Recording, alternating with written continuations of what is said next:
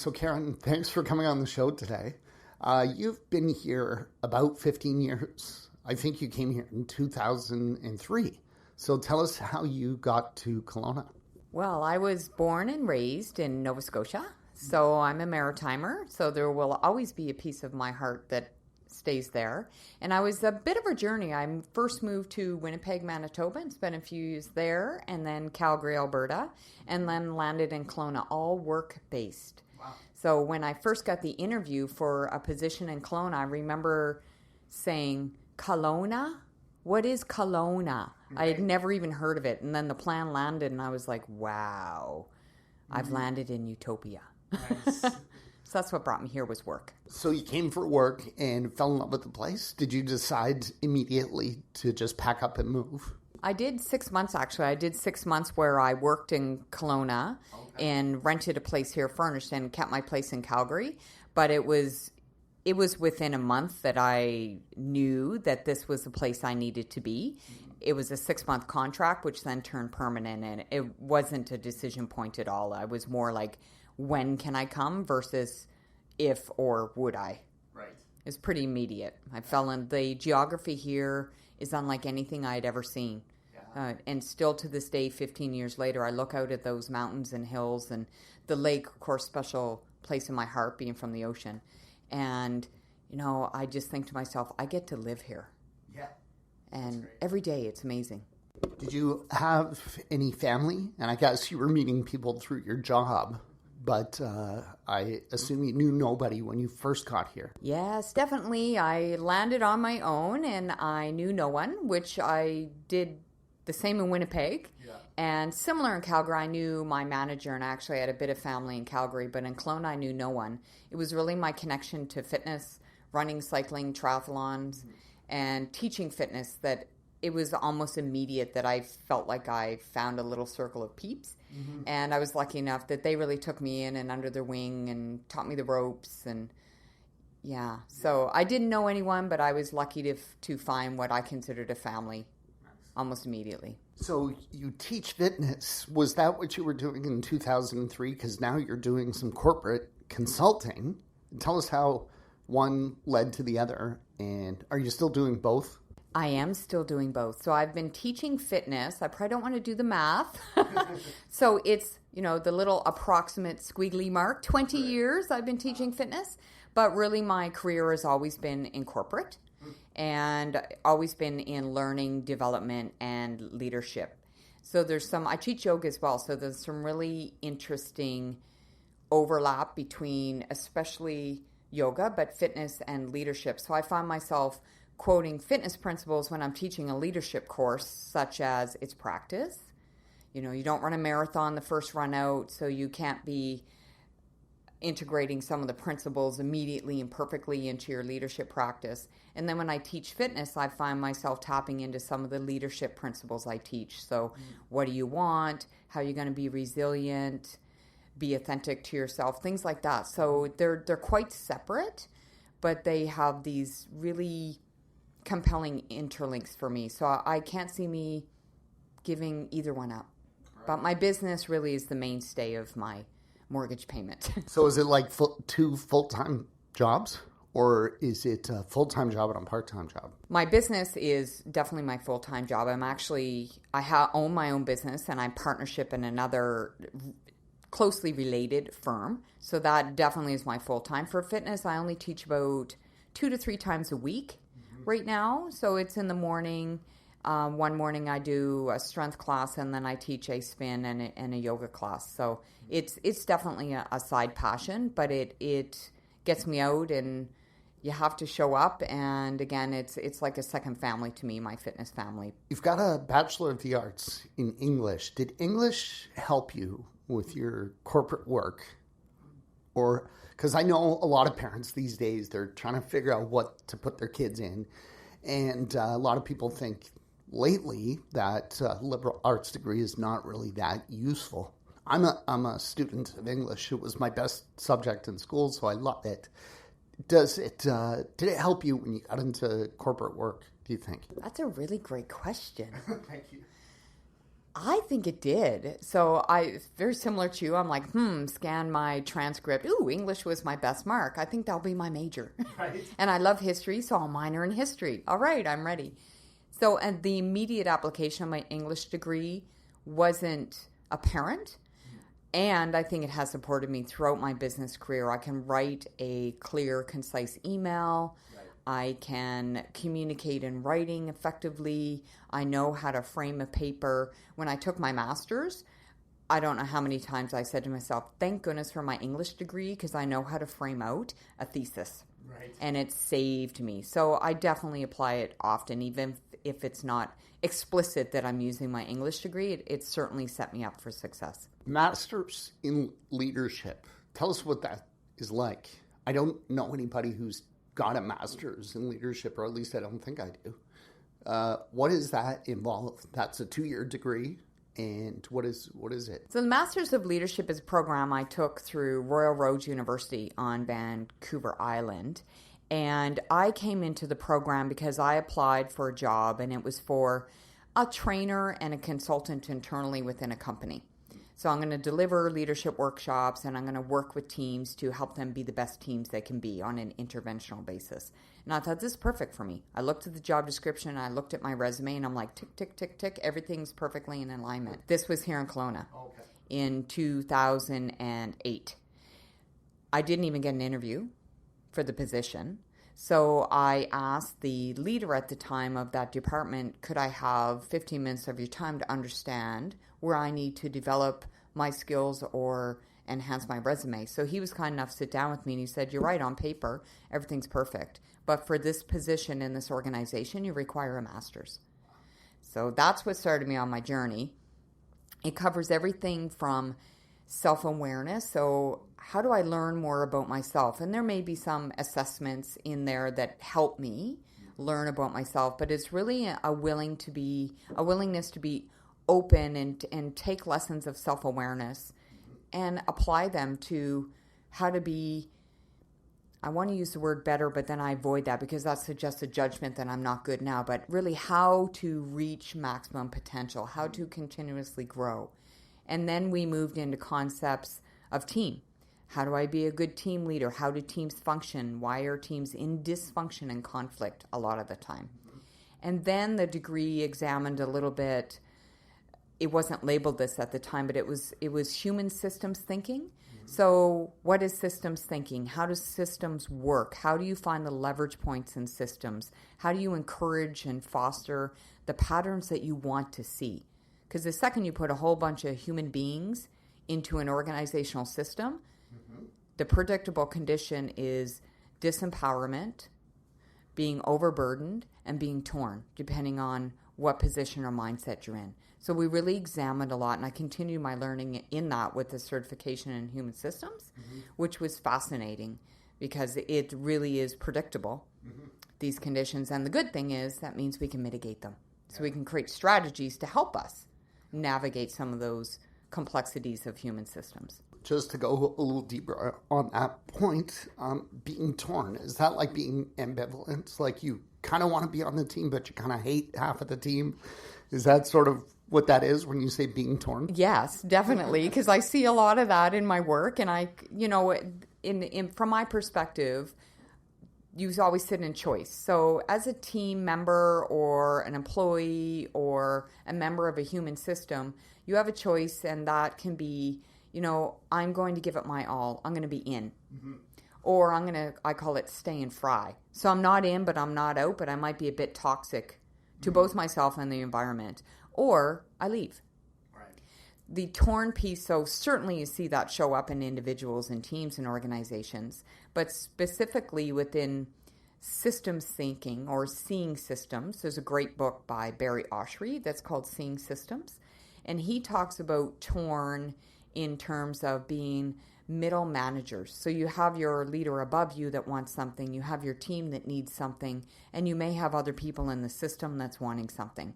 So it's really difficult to be in those mid positions where everybody wants something from you. So you end up being torn. How do you keep your team happy, and how do you keep your leader or your manager happy?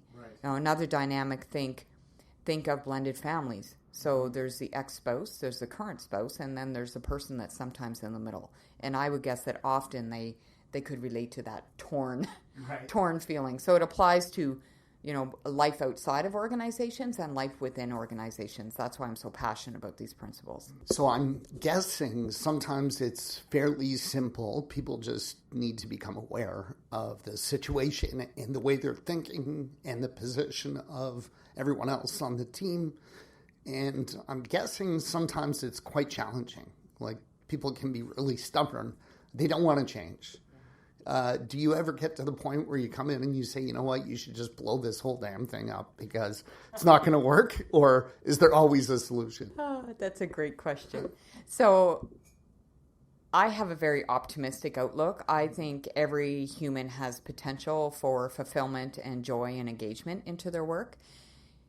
And the key to that is exactly that, engagement. So I've been brought in often, not often, sometimes I get requests for contracts that come in and fix us. Mm-hmm. We have a problem and we want you to fix it, like the team's not getting along, or this leader's bad, or that employee's bad. We like to label people. Mm-hmm. So the first question I almost ask is, what is your intent? Are you wanting to manage them out, or do you want to manage them in? Because I hear you saying you want a good team, but I also hear that really it is about getting rid of team, person, leader, whatever it might be. Right. My work, I would say to my clients always, if you want me to come in and fix people that aren't engaged into the process, don't waste your money. Right. You're going to waste money. I'm not going to be fulfilled, and you're not going to think I did a good job for you, because those people have to be in. It's got to start with them. Right. I can create the space for exploration and awareness and growth and change. I cannot force people to be different.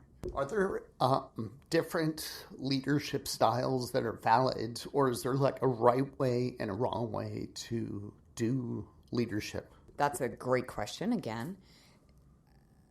I avoid good, bad, better, worse labels. I think there's potential for every leadership style to be effective in different contexts. So I could go through a bunch of leadership styles, but I'll use a couple. Like, I could be very directive as a leader. Mm-hmm. It is going to be my way, and this is the way it's going to be. And I think instinctively we'd think, well, that's not a good leader. That's wrong. Right.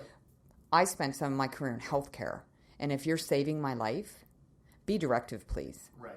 Be directive with the healthcare worker or doctor or each other in doing the right things the right way the first time to help me with my physical health, for example. But that might not be the best way. If you want people engaged in your team and you want them to look at a new way of being, telling them what to do is not really effective. Right. It's a threat way. So it's a very short term.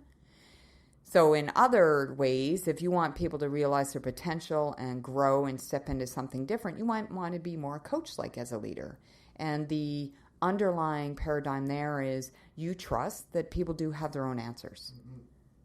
And there's a saying called, you hold them able to realize their own potential. Yeah. So that's the coach-like. And then, of course, there's a style called pace setter, which is, just because I want to work 40, I guess that's pretty standard, but 80 hour a week, then you should too. Right.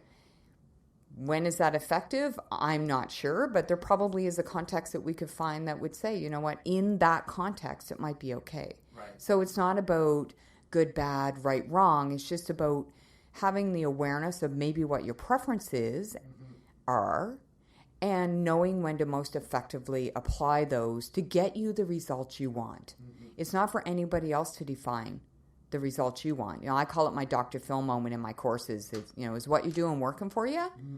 If it is, carry on. Right. But generally, if it is, you hadn't even called me in the first place. Right. All we can do to be different is do something different. Mm-hmm. Every single person in the process has to do something different. Like you said, sometimes people are doing okay, but they want to optimize. They want to improve on what they've already got. And they call you in. It's not always a disaster scenario, right? When you get called in. Absolutely. And I think most times I'm blessed enough to work with teams, and during the curriculums I run, that it really is amazing, strong leaders that recognize the benefits and potential of that continuous lifelong learning. Mm-hmm.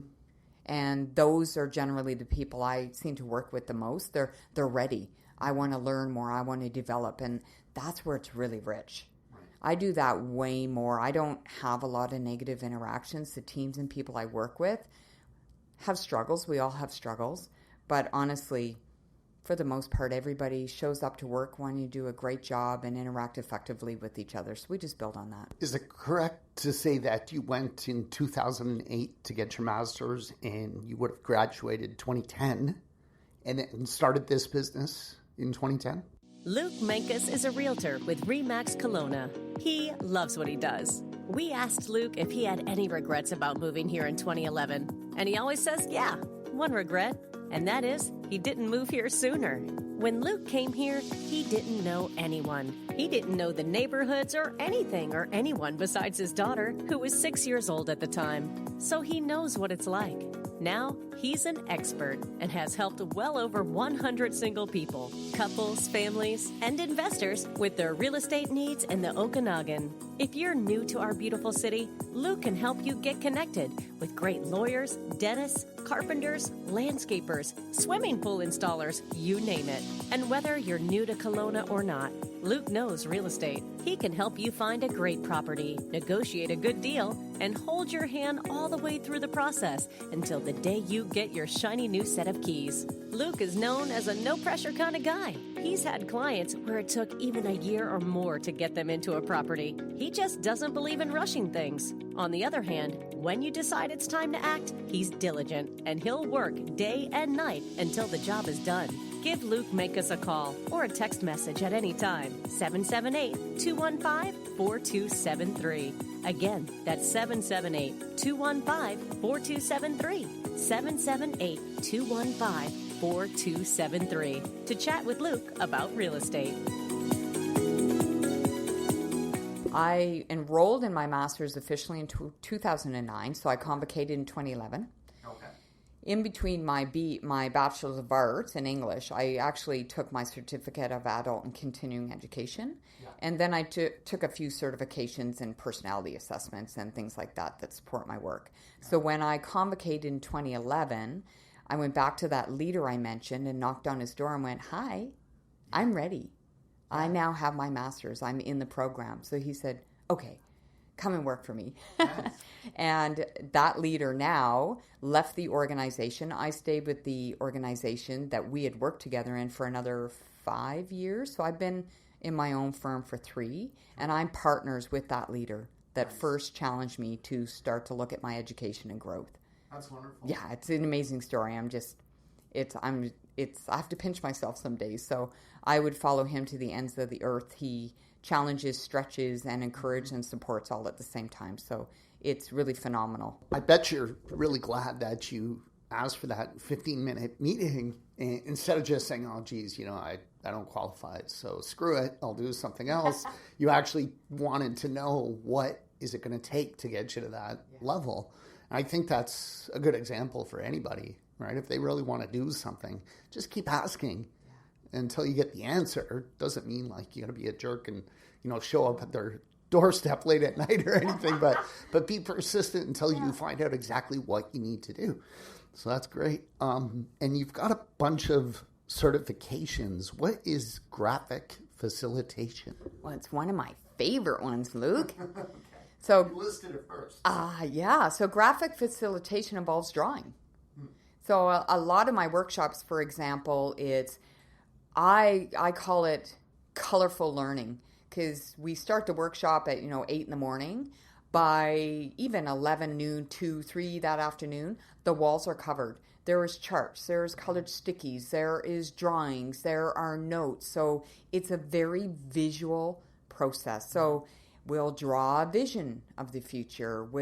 I will use visual cues and choices to do various activities. So I have a 2-day strat planning process that's a visual strategic planning process, meaning it's charts on the walls for the full 2 days, and it's stickies and it's cards and it's sorting, but it's completely visual because we think a different way when we're engaged in visual learning. Sure.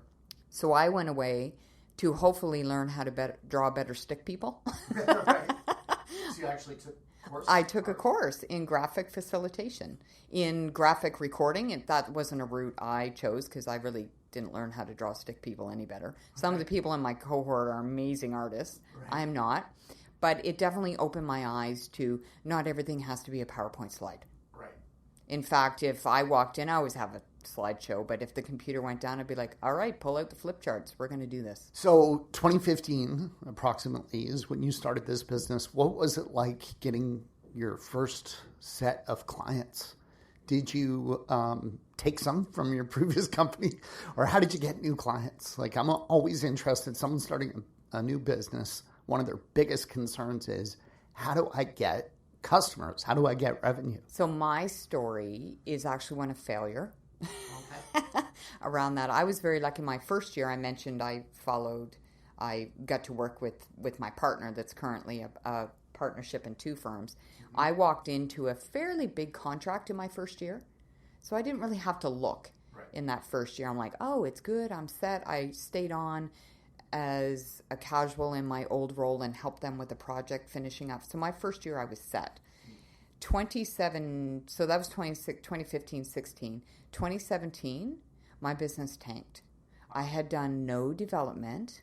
So when that contract ended, I was kind of like, okay, world, I'm ready. Mm-hmm. And funny enough, there was no lineup at my door going, oh, we've been waiting for you, Karen, for the last year to just be free to work with us. So my biggest lesson there was business development and relationship building always has to be done alongside. So a year later, I'm starting to see the benefits of repeat and referral. So that's all of my business. It's I've either worked with them in the past or I've worked with them in the last 3 years and they want me back, or it's referral from people I've worked with. Right. That takes years to build up that system. So true. Yeah. So first year, I learned a hard shot lesson in that second year that I hadn't put any effort into that kind of stuff. Right. I don't know what I was thinking, but there was nobody there. And then I did a lot of work, and it's starting to come to fruition this year. So things are rolling. I'm 3 years in. They say it takes 3 to 5 to know if you're going to survive your business. So I'm really excited about all the amazing things that are coming down the pipe now. Tell us a little bit more about that. How did you get through that? Like on a daily basis, was your fitness work? I know, like, getting physical fitness gives us endorphins and helps us to be a little bit more optimistic. But I'm sure some of those days were pretty, disconcerting. I've gone through that myself. So tell us how you got through it. How did you get from 2017 to 2018 and back to your optimistic self? Wow, that's a good question. Stubbornness. Right. I'm pretty driven and dedicated, and I appreciate you sharing that you went through it too, so you understand the dark days. Like, there was dark days. I remember it had been so quiet. I call it my cricket year, because that's all I heard was, any business, and all I heard was like cricket. Like, there was nothing. And then I had an opportunity to bid on a proposal it was only a 1 day, but I was so excited. It was kind of one of those, it's like, oh, you're a shoo-in, just send them over and it didn't pan out. Wow. And that was probably one of my darkest moments, because before that I'm like, it will come. So when that opportunity came, I thought, okay, this is it. It's going to start. And it really felt like I was cut off at the knees. Mm-hmm.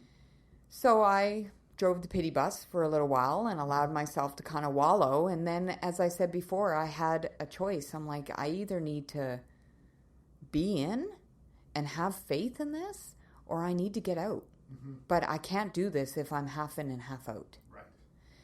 Other than that, of course, support of my family and friends. Fitness has always been a huge part of me. So for sure, I was in the gym more or trying to get outside more.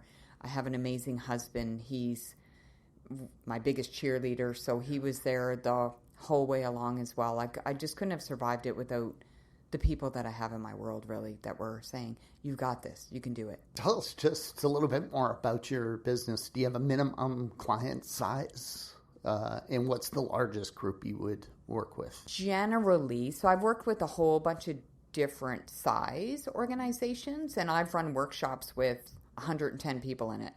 in a simulating an organization that I talked about, which is a phenomenal experience. So I've worked with big groups, right down to I've sat with a leadership team of 3 for a day. Generally, what I find the pattern that's emerged for my business is I work with those companies that are large enough. Now, that doesn't necessarily mean employee numbers. They're either large and complex enough that they need this. They need self-awareness and growth and systems and team and effective leadership and effective organizational principles, but they're not large enough that they have the internal department. Right. So if I had to pick a number, I'd say, anywhere from like 50 employees to about 600, because once they're over 600, they tend to have an internal learning department. Some don't always have that, or I work in conjunction and I do train-the-trainer type work as well, but that's really my niche, are the complex businesses that need this type of work that can't internally source it. So that's been sort of the sweet spot that I've been working in. So is your typical contract workshops, or is it hands-on training with the leadership? Does it last a day or 2 weeks, or how does a typical contract go? I really have what I call 2 business streams. My one business stream is program-based, so it is a curriculum. Depending on the client, we customize it for them, but it's anywhere from 5 months to 12 months long, and it's a blended program. There's online learning, and then usually once a month there's a one-day workshop. Now, I have other clients that say, we're too busy, so we want to see you for 2 days every 4 months. When you do a program like that, as an aside, anybody that's listening, there's government money. There's job grant money that I can help my clients access. One of the stipulations is it has to be more than 21 hours, but less than 1 year. So that's why I'm saying it's 5 months to 12 months. So I call that sort of my proactive stream, because it's a program and you're going to come and learn.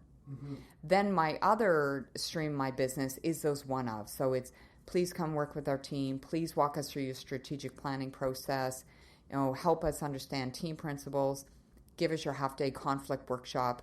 Give us your one-day communication workshop. So it really, or present at our conference for an hour. So it really runs the entire spectrum from, an hour to, I'd say about 2 days is the average length of those kind of one-of interventional type workshops. So I have proactive and reactive business streams. Do you still like to read a lot? And if so, tell us what books you're reading right now, or have just completed, something that we might find interesting. I'm a voracious reader. I love reading. So a book I just finished, which I think applies to, I've talked a lot about the blending between personal and organizational when you talk about leadership. One of my favorites, which audiobook is great or a read, is The Subtle Art of Not Giving a Bleep. Yeah, and we can bleep it out. You can bleep it, okay. Yeah. So I can actually say the F word. Amazing book. Such a great book. Yeah. So that, I love reading books like that. So that's one I've read in the last couple of years that I've really enjoyed. 2 other ones I would suggest. One is a really interesting, just a story, and it's called The Dalai Lama's Cat. Oh, wow. And it's written from the perspective of the cat. So the stray cat got adopted into the Dalai Lama's home, and it's a whole story about the cat. But every now and again, there would be like a line or a observation that I would actually highlight and go, oh, wow, that would be really cool in a workshop. But it's an easy, light read. And then in terms of my development and my work, the book I'm reading now is called Braining. And I might get the title slightly wrong, but it's all around leveraging different intelligences that we have. So we have brain, we have heart, and we have gut. Right. There are 3 levels of intelligences that we have in our body. And it's how to leverage those and in what order to make the best decisions that we can make. So it really applies to coaching and leadership. And I'm certifying in that content in September, and I'm hosting the first workshop in Vancouver for certification in Western Canada. Great. So I'm reading that book now in preparation for my own growth and development into that area. So I'm pretty excited about that. But it's an easy read. Anybody can read that book as well. Braining. Tell us about Kelowna.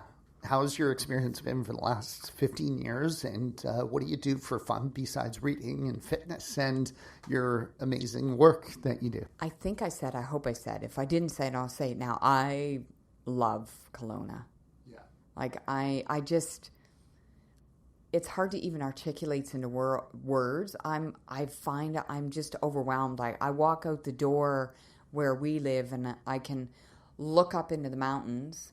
I can walk to Tim Hortons or Starbucks. I can drive 5 minutes and be in the beautiful downtown area or at Gyro Beach. It just, I've never lived in a place that has so much to offer in a concentrated area.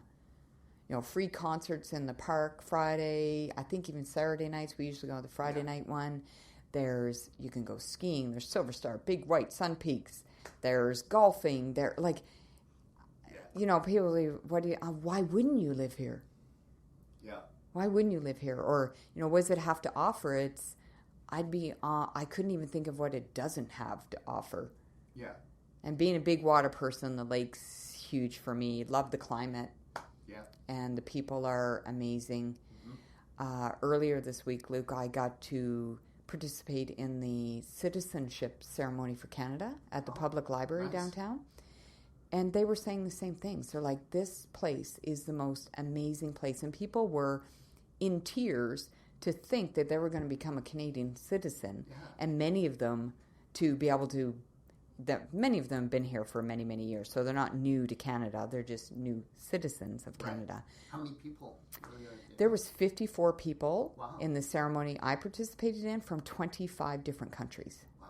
And some were going to settle outside, a few in the Kootenays and stuff, but really the mainstay people were in the Okanagan, and we connected on that, like, wow, this is an amazing place to live and grow. So Karen, who would you like to nominate to come on the show in the future? Can be anybody from any walk of life. I thought you might ask that. So I've been thinking about this, and I struggle with the choice because I have so many amazing people in my world. I thought of a couple of people. Yeah. One is one of my personal trainers. I have two trainers, Scott Viala. He's out of Global Fitness. Okay. And then Chris Stratis, and he has a really innovative, what he calls foundational fitness program. And it's all about teaching your body how to move effectively from base level so that you can move better. You have more mobility and you have more safety in the movements you're doing. So both of them have really supported me in my journey and helped me through some transformations. Wonderful. One more lady I would recommend is Rene Unser, and she runs a company in town called Pace Trail Running, and PACE stands for Positive Attitude Changes Everything. So I was one of her group leaders for many years, but Rene is an inspirational person that takes athletes, introduces them to trails you would never know even exist in Kelowna, challenges, inspires, and supports people to be some of the best they can be. And I think her work transcends and transforms people, not just physically. Thank you very much. If a corporate leader is listening to this and they want to find out more about your services, what's the easiest way for them to find you? My email is Karen@Managerknowhow, and that's know as in knowledge, all one word. So managerknowhow.com. Or I have a website as well, www.managerknowhow.com. All my information's on there. Thank you so much for coming on the show. Thank you, Luca. I really appreciated meeting you. I feel like I want to ask you a whole bunch of questions back now because I didn't learn. A few people have suggested it, but no one has actually stepped up. Oh, I would step up to do that. Beautiful. Because I feel like I just talked about myself and I want to learn more about you. So I would be totally into that if you are. Let's schedule it. Okay. Thank you.